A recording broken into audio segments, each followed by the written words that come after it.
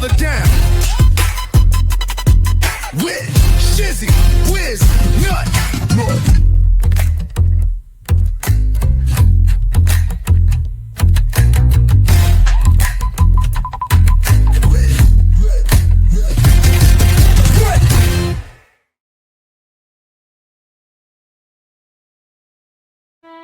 An open letter to the one who can't even get served right.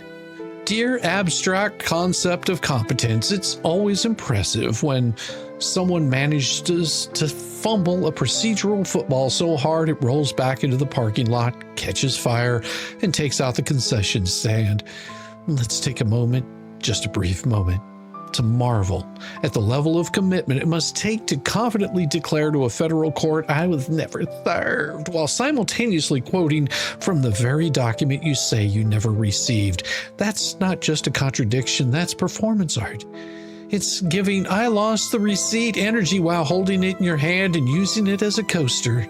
Let me get this straight. You went live about the amended complaint, dissected it like a YouTube biologist with a scalpel and a ring light, referenced specific paragraphs that only exist in that amended version, then turned around and told the court, "Oopsie, I'll never serve that." You're either trolling the federal docket or auditioning for a reboot of America's Dumbest Motions.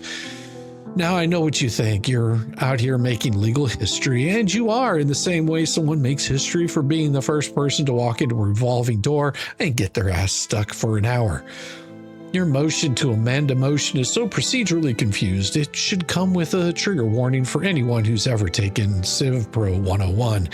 And citing federal rules like it's some magical spell that gives you a do-over for getting caught in a lie. Well, that's bold. Not legally sound, but bold. Kind of like walking into a courtroom with a kazoo and announcing you're there to practice medicine.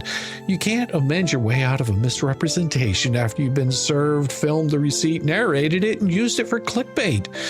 Even better, claiming you only got the original complaint when the very return of service proves otherwise, served at your house to someone living with you on the record from a licensed process server. But sure, let's just pretend the law doesn't apply when your memory gets foggy.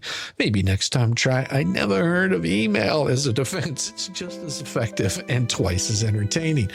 But wait, this does get better, because not only were you served, you also went on YouTube live to talk about the amended complaint, quoting it, naming who got added, and chuckling, or should I say cackling, through a breakdown like you were doing a commentary for a reality show. That live stream is timestamped, archived, and, well, not public, but it will be.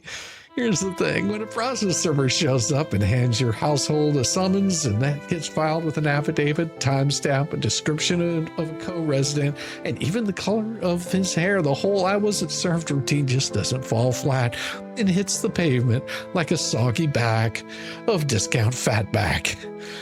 Well, we're not done, no, because the same breath you claim total ignorance of this amended complaint, you were live streaming it. Not allegedly, not hypothetically, publicly on YouTube with timestamps.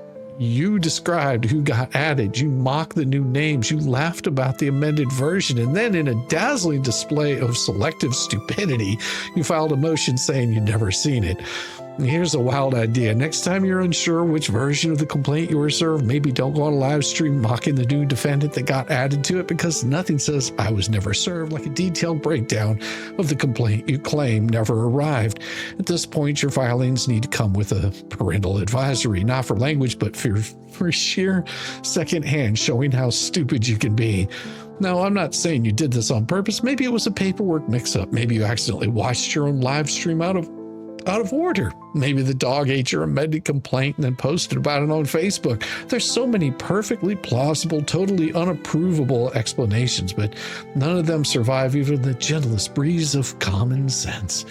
And I have to ask, did you think the court wouldn't check that Pacer has no peeking setting, or that somehow you hit go live, you stepped into a parallel dimension where facts are optional and logic takes a smoke break?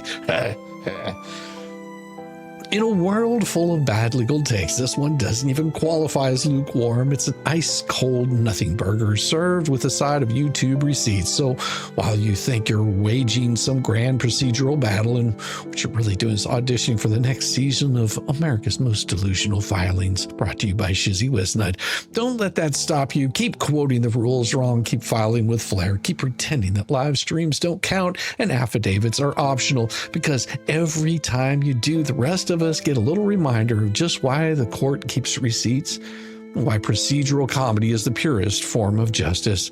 So here's to you, the legal equivalent of reply all disaster in human form. May your motions rest in procedural purgatory where they belong, right next to the expired printer ink in the original version of your credibility. Warm regards, Papa Nut. Still wearing Velcro shoes, but somehow reading the rules better than you. CEO of Oops, That's Not How Any of This Works. And most definitely, your daddy, and always in your head. It is about time. Let's break this mother down. With Shizzywhiznut.